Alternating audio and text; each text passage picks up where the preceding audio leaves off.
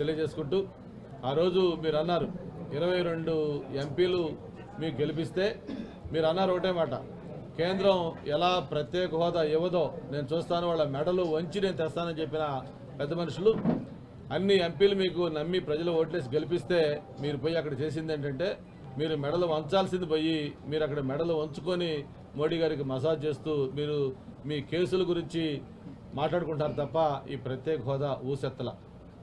ఒక పక్క Visakhapatnam steel plant మనం చూస్తూ ఉన్నాం, ఎంతోమంది ప్రాణత్యాగంతో ఎంతో పోరాడి ఆంధ్రుల ఆత్మగౌరవంతో విశాఖ ఉక్కు ఆంధ్రుల హక్కు అని ఒక నినాదంతో ఒక ఉద్యమం ద్వారా సాధించుకున్న విశాఖపట్నం స్టీల్ ప్లాంటు ప్రైవేటైజ్ అవుతూ ఉంటే దాన్ని గురించి కూడా మోడీ గారి దగ్గర ఒక్క ముక్క మీరు మాట్లాడి ఆసక్తత.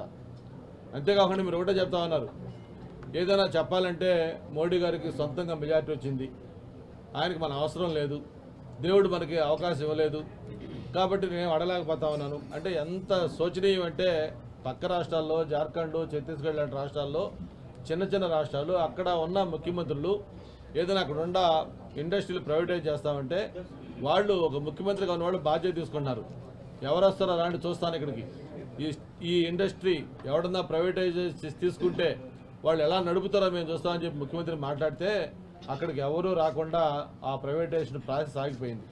మరి ఆ మాత్రం దమ్ము ధైర్యం మన ముఖ్యమంత్రి దగ్గర లేదు, అంత గట్టిగా చెప్పనవసరం లేదు. కనీసం అందరూ అఖిలపక్ష పార్టీని మోడీ గారి దగ్గర తీసుకెళ్ళి స్టీల్ ప్లాంట్ ప్రత్యేకత ఏంటి, విశాఖపట్నంలో దాన్ని ఉన్న ఇంపార్టెన్స్ ఏంటి, ఇది ఎలా సెంటిమెంట్గా ఉంది, ఆంధ్రుల యొక్క మనోభావాలకి స్టీల్ ప్లాంట్ ఏ విధంగా లింక్ ఉంది కాబట్టి దీన్ని మీరు ప్రైవేటైజ్ చేయొద్దు, దీనికి సపోర్ట్ చేయండి అని చెప్పి ఒక అఖిలపక్షం తీసుకెళ్లే దమ్ము ధైర్యం ముఖ్యమంత్రి మీరు ఈరోజు మళ్ళీ తగుదనమ్మా అని చెప్పని ఓట్లాడడానికి వస్తే ప్రజలు ఏ విధంగా మీకు మద్దతు ఇస్తారో ఆలోచించుకోవాల్సిన అవసరం ఉందని చెప్పి కూడా తెలియజేసుకుంటూ మనం చూస్తూ ఉన్నాం. ఈరోజు పెన్షన్లు ఈరోజు ఒక బర్నింగ్ సమస్య. మామూలుగా గత కొద్ది రోజులుగా వాలంటీర్ల వ్యవస్థ ద్వారా ఎవ్రీ మంత్ 1వ తారీఖులో నుంచి ఆ వృద్ధులు, వికలాంగులు, వితంతువులు ఎవరైతే పెన్షన్దారులు ఉన్నారో వాళ్ళందరూ కూడా ఇంటికి ఇచ్చే ఒక పద్ధతి ప్రవేశపెట్టారు.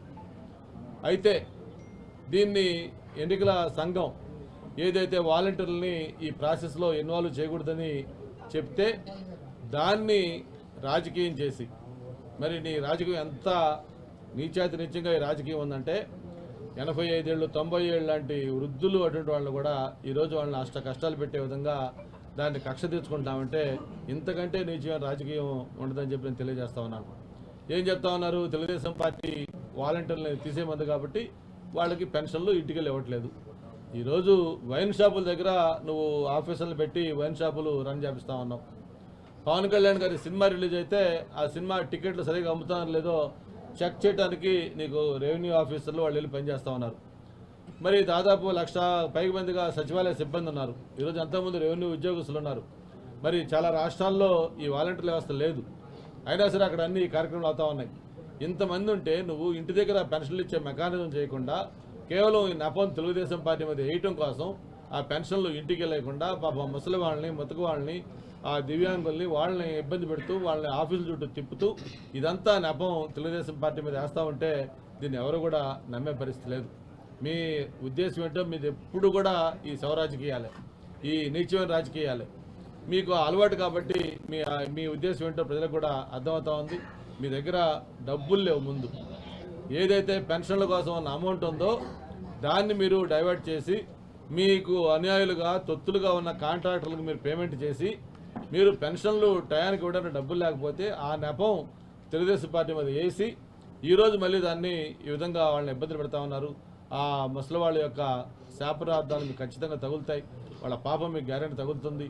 వాళ్ళు ఇంటికి వెళ్ళి ఇచ్చే మెకానిజం దగ్గర ఉన్నప్పటికీ కూడా వాలంటీర్లని ఆపారు అనే ఉద్దేశంతో మీరు వాళ్ళని ఇబ్బంది పెట్టేది ఏమాత్రం కూడా కరెక్ట్ కాదని చెప్పని కూడా తెలియజేసుకుంటూ